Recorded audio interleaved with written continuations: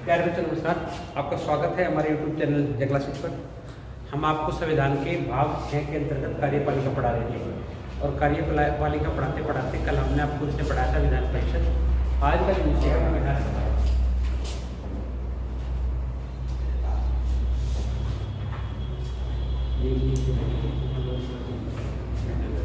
भारत के संविधान के अंतर्गत सभी राज्य एवं कुछ केंद्र शासित प्रदेशों में विधानसभा का गठन किया गया है। विधानसभा में मिनिमम संख्या सदस्य संख्या जो है सदस्य संख्या कम से कम 60 अनिवार्य है। यानी कि किसी भी विधानसभा के गठन के लिए मिनिमम 60 सीटें होनी जरूरी है। लेकिन यहाँ अपवाद है, कुछ अपवाद में आपका आ जाएगा गोवा, मिजोरम, इन दोनों में 40-40 सीटें, ठीक है। उसके अलावा सिक्किम है, सिक्किम में जो है 32 सीटें। तो इन्हें आप अपवाद या विशेष राज्य का दर्जा मिला हुआ है, इन्हें कहा गया है विशेष राज्य, वरना गठन संभव नहीं है। हमारे उत्तर प्रदेश में अगर हम बात करें तो कितनी सीटें हैं? उत्तर प्रदेश में टोटल है 404, इसे कहते हैं 403+1। 403 सीटों पर निर्वाचन होता है और एक एंग्लो भारतीय राष्ट्रपति द्वारा बनाया जाता है, ठीक है। कोई कंफ्यूजन नहीं आता। कल मैंने आपको बताया था कि किसी भी राज्य में राज्यपाल द्वारा जिस दल के पास बहुमत है उस दल का एक नेता चुना जाएगा और उस व्यक्ति को राज्यपाल द्वारा मुख्यमंत्री पद की शपथ दिलाई जाएगी।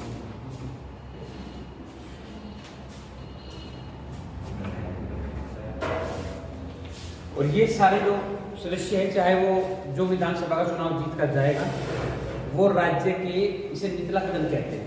विधान परिषद को किसी राज्य का ऊपरी सदन और विधानसभा को उस राज्य का निचला सदन। मैंने आपको कल बताया था कि विधान परिषद केवल 6 राज्यों में ही है वर्तमान स्थिति में, अब से पहले 7 राज्यों में, ठीक है। अब बात करते हैं विधानसभा सदस्य में कम से कम संख्या मैंने आपको बताई कितनी, 60 अनिवार्य है। लेकिन 3 राज्य मैंने आपको ऐसे दिखाए जिनमें संख्या जो है 40 से भी 40 या 40 से कम है, ठीक है। विधानसभा अध्यक्ष और लोकसभा उपाध्यक्ष का चयन। अगर हम बात करते हैं राज्य विधानसभा, लिखना इसमें ज्यादा बेहतर है। राज्य विधानसभा अध्यक्ष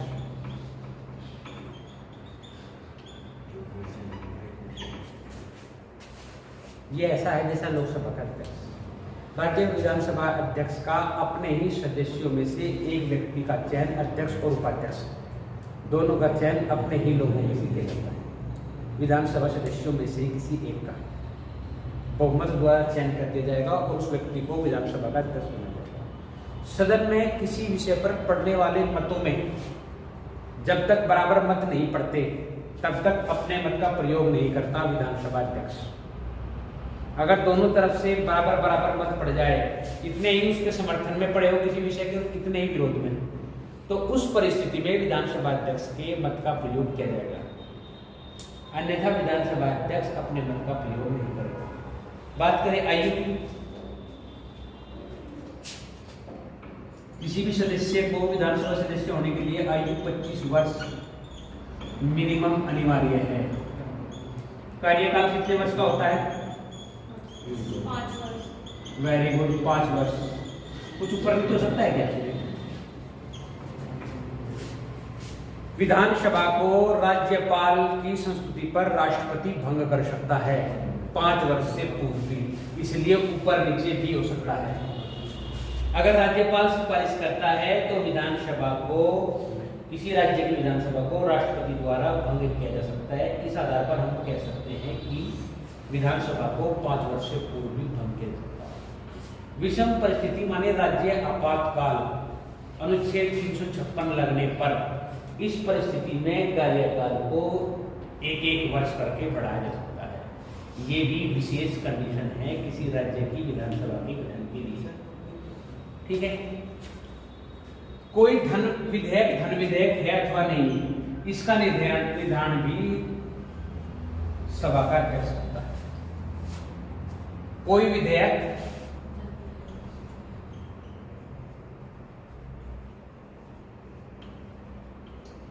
धन विधेयक है अथवा नहीं, ये भी विधानसभा अध्यक्ष की इस बात का निर्धारण करेगी। अब विधानसभा को आहूत करने के लिए मिनिमम 1/10 सदस्य, यानी जितनी संख्या है लोकसभा सदस्यों की, जैसे हमारी उत्तर प्रदेश की है, कितनी बताया मैंने आपको 40, इसके बटे 10 माने 40.4, यानी कि 41 सदस्य मिनिमम अनिवार्य है। अगर 41 सदस्य किसी भी दिन सदन में नहीं है तो उस दिन सदन का सत्र नहीं चलेगा। यही कंडीशन मैंने आपको संसद में भी दिखाई थी। यही कंडीशन आपको यहाँ बता रहा कि मिनिमम 1/10 सदस्य होने अनिवार्य है।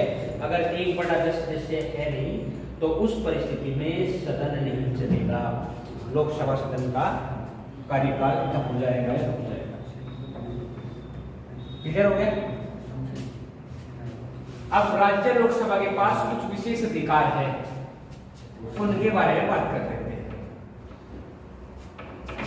तो राज्य विधानसभा विशेष अधिकार क्या है बच्चों?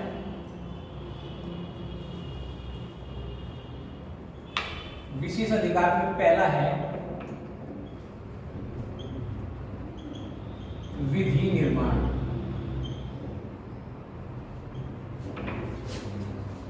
ठीक है, किसी राज्य का निचला सदन अथवा विधानसभा राज्य में कानून का निर्माण कर सकती है, जो राज्य का विधि निर्माण अधिकार कहलाता है।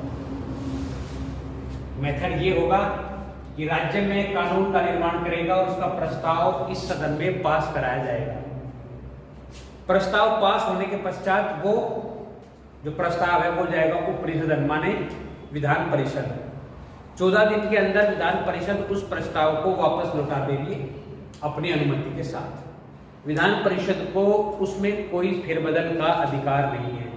14 दिन के पश्चात विचार विमर्श करने के पश्चात उसे वापस लौटा देगी, पुनः राज्यपाल के पास चला जाएगा और राज्यपाल की अनुमति के पश्चात ही वो निर्माण उसका हो जाएगा, कानूनी निर्माण हो जाएगा, वो कानून हो जाएगा। ठीक है, कोई डाउट यहाँ तक हो तो बताओ। नहीं है।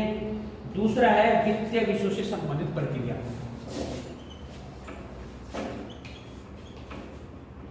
वित्तीय विषयों से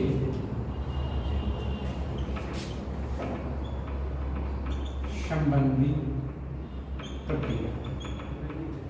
इसमें 3 महत्वपूर्ण बातें हैं, 3 में से 2 आप समझो, 2 मान लीजिए। पहली है नियंत्रण। इसी के अंदर पहला आएगा नियंत्रण।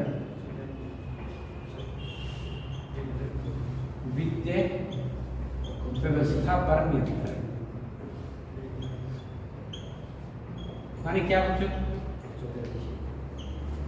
राज्य में भिन्न भिन्न उपागम पर होने वाले खर्च पर नियंत्रण का दायित्व भी लोकसभा का है और इसका निर्धारण भी कि किस उपागम पर कितना खर्च होगा, इसका निर्धारण भी उत्तरदायित्व जो है वो लोकसभा का।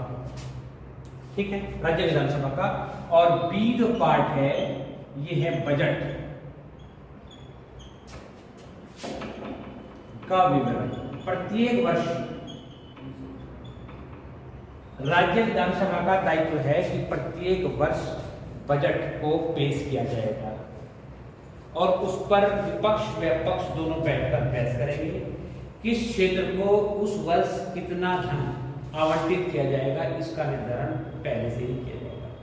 विगत वर्ष में किस क्षेत्र को कितना दिया गया धन खर्च हो चुका है और कितना धन शेष है, ये सारी की सारी चीजें जो है बजट सत्र के अंदर पेश की जाएगी। ठीक। नंबर 3 है कार्यपालिका का नियंत्रण।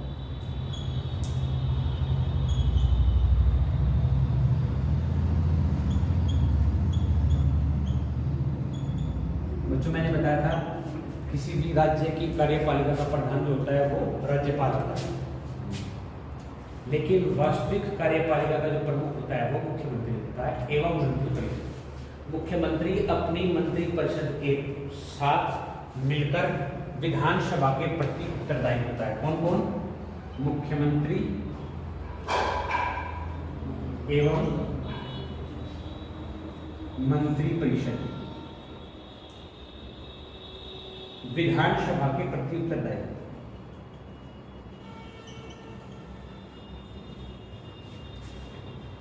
ठीक है, और ये कार्यपालिका पर पूरा नियंत्रण रखते हैं। किस किस प्रकार से कार्यपालिका कार्य करेगी और किस प्रकार से कार्यपालिका चलेगी। अगला है संवैधानिक संशोधन का अधिकार। ये भी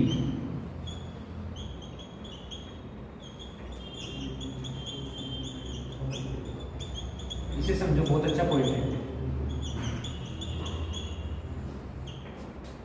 राज्य विधानसभा के पास यह अधिकार है कि वो राज्य में आवश्यकता समझते हुए किसी संवैधानिक संशोधन को कर सकते हैं, जिसे सदन के अंदर बहुमत द्वारा पारित किया जाएगा। उसके पश्चात यह प्रस्ताव विधान परिषद जाएगा और विधान परिषद से फिर संसद जाएगा। एक तरीका हो गया। दूसरा तरीका यह है कि अगर संसद द्वारा कोई संविधान संशोधन किया गया है तो वो जितने राज्य हैं उनके आधे से अधिक राज्यों को उसके द्वारा स्वीकृति मिलनी चाहिए। अगर स्वीकृति नहीं मिलेगी तो भी वो संशोधन पारित नहीं होगा। जैसे अभी कृषि बिल था, कृषि बिल आया था ना, अभी कृषि कानून जिनकी बात कर रहे थे, तो सभी राज्यों से उसे स्वीकृति मिलती तो वो पास हो जाता। कुछ राज्यों ने उसे स्वीकृति नहीं दी थी, बाद में सरकार ने उसे खुद ही बैठक करा दी थी। तो संविधान संशोधन का ये जो फैक्ट है, ये ताकत प्रदान करता है किसी राज्य को कि वो उसे स्वीकार करे होने वाले संशोधन को। अगर आधे से कम राज्य संशोधन को स्वीकार नहीं करते तो उस परिस्थिति में भी उसमें बाधा आ जाएगी और वो पूरी तरह से लागू नहीं माना जाएगा। किसी भी संविधान संशोधन को देश के आधे से अधिक राज्यों की स्वीकृति मिलनी अनिवार्य है। अगला जो अधिकार है वो है निर्वाचन का अधिकार।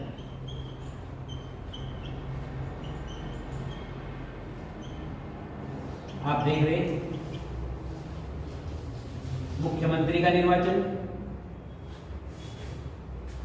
मंत्रिमंडल का निर्वाचन राज्यपाल द्वारा किया जाएगा और राज्य कार्यपालिका के अन्य तंत्र का निर्वाचन सदन द्वारा किया जाएगा, या कह सकते हैं कि विधानसभा द्वारा किया जाएगा।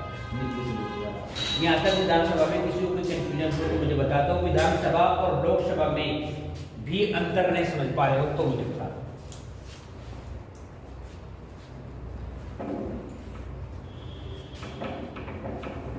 विधानसभा और विधान परिषद में अंतर समझ में आ रहा है क्यों भाई? विधानसभा और विधान परिषद में अंतर समझ में आ रहा है।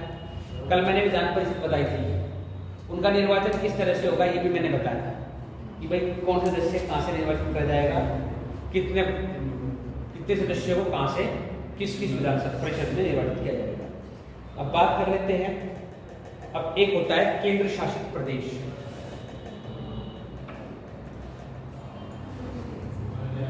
केंद्र शासित प्रदेश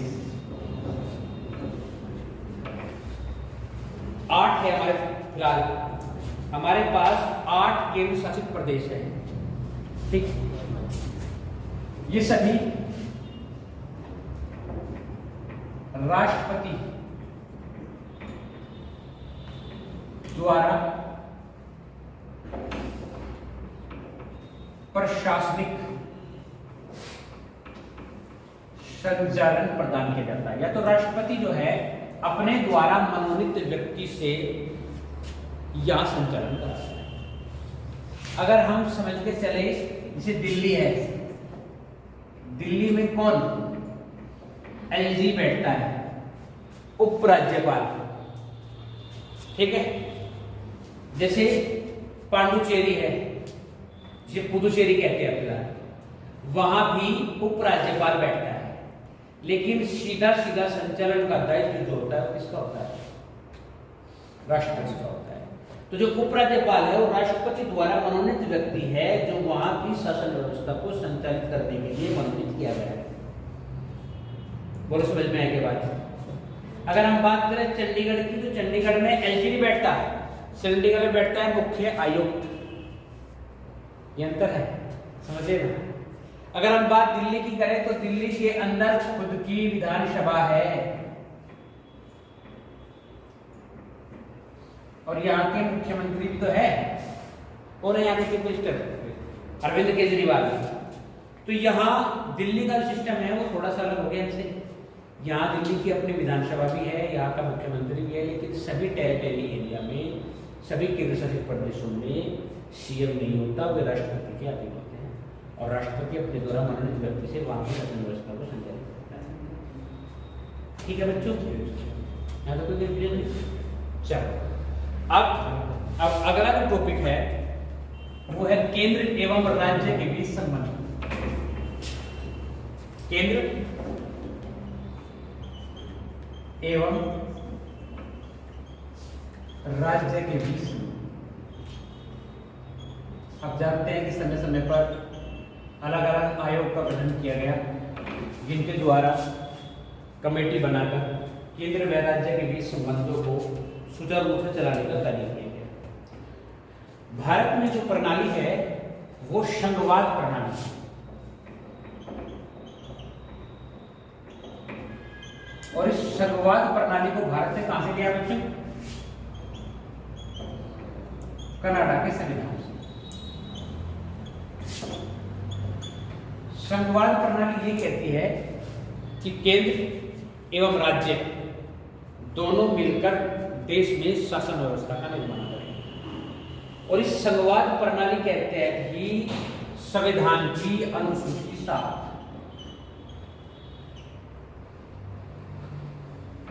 के तहत क्या किया गया है?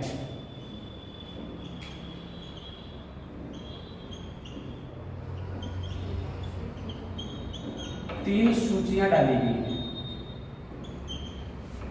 एक सूची कही गई संघ सूची, एक राज्य सूची और एक संघ सूची। संघवाद की इस प्रणाली के तहत ही 3 सूचियों में पहली सूची डाली गई है संघ सूची।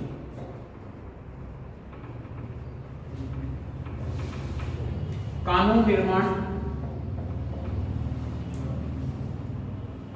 का वह क्षेत्र जहां सारी कार्य एवं निर्णय शक्ति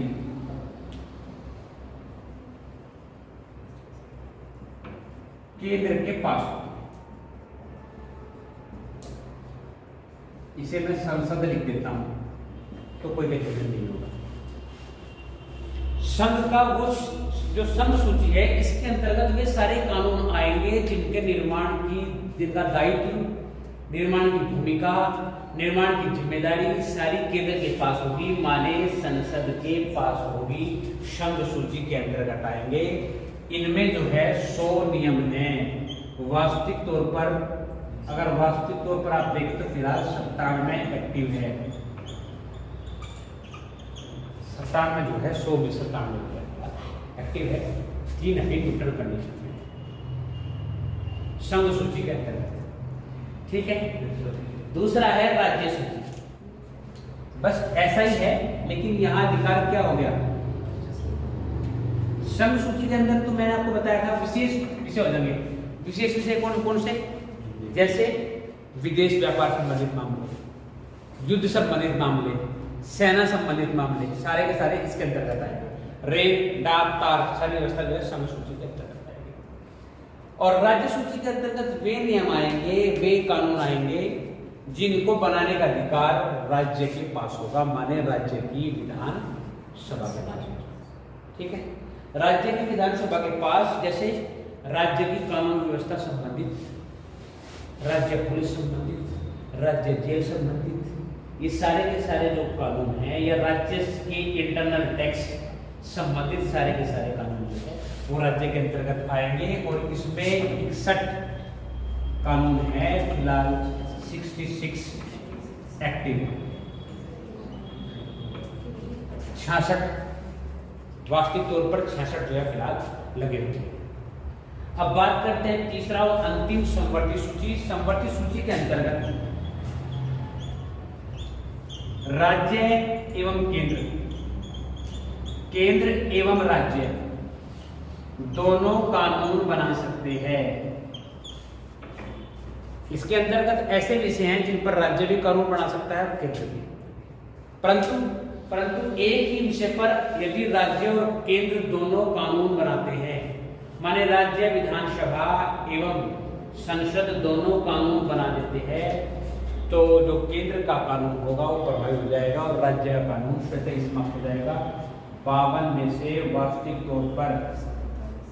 तौर पर कितने एक्टिव है?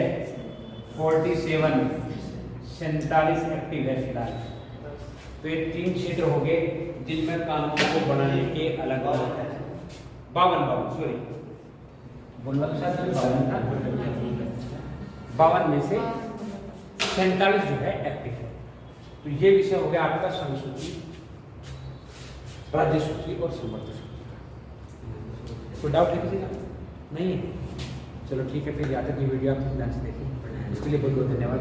Thank you very much.